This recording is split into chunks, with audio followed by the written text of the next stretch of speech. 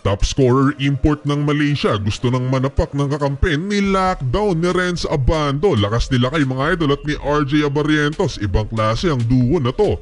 Hindi basta-basta ang kalaban sa ngayon ng Strong Group PH, ang team ng Malaysia na may tatlong import. Tinalo lang naman nila ang kupunan mula sa Amerika ng 40 points at parehong may 3-0 na kartada dito sa SGA. Sa pagsisimula ng first quarter, starting 5 na si Renz Abando nadakdakan ng kalabang import. Buhat mode naman si Chris McCullough na tinatarget ngayon ng Taiwan na maging kanilang naturalized player. Pakitang gilas naman ng bagong miyembro ng Ginebra, RJ Abarrientos, no look behind the back pass to Renz Abando for wing 3-pointer. Sinundan pa yan ng transition points ni Lakay mula na naman sa assist ni RJ. Meron ding solid play sa depensa itong si Renz Abando nang supalpalin niya ang top scorer ng Malaysia na si John Murray. And RJ Abarrientos again, another highlight assist sa alley-oop dunk ni Chris McCullough. Nice decision by the coaching staff na gawing starting point guard si RJ Abarrientos instead of Kiefer Ravena. Lamang ang SGA 21-11. To begin the second quarter, Kiefer Ravena 3-pointer pero nakasagot ng mas malayong 3-pointer naman si John Murray.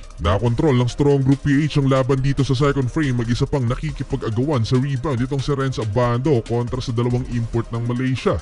Under 4 minutes remaining sa offensive foul na ito ng kalaban kay Renz Abando, na bad trip itong si John Murray at parang mananapak na ng teammate itong kalabang import. RJ Abarrientos, another assist sa corner 3-pointer for SGA. Nag-run ng Malaysia last 2 minutes pero hindi nila nakuha ang lead sa strong group. Renz Abando, solid defense again, butata ang kalaban na tumira sa 3 at sa opensa naipasok naman niya ang corner 3-pointer na to, contested pa. And again, mula na naman yan sa assist ni RJ Abarrientos. 40-36, lamang ng 4 na mga nakaputi. Second half, ipinasok si Jordan Heading at Kiefer Ravena bilang starting 5. Dito naitabla na ng Malaysia ang talaan. May mga unforced errors at maagang nalagay sa penalty ang SGA. Under 4 minutes remaining nang posterize na si Chris McCullough. Muling ibinalik si Renz Abando, siya ang bumantay sa top scorer ng Malaysia. Yun, nag-commit ng turnover. Off the steal in transition, 4 ang nakahawak ng bola. Excellent passing, nagresulta yan sa easy layup ni Ange Kwame. Sinundan pa ng 3-pointer ni Renz Abando, balik sa 11 points ang lamang ng strong group. Nagtala naman ng 3-pointer si RJ Abarrientos, lamang na ng 14 points ang SGA. Sa depensa, tingnan nyo naman kung paanong i-lockdown ni Lakay si John Murray. Yun nga lang, better offense na ipasok ang top shot.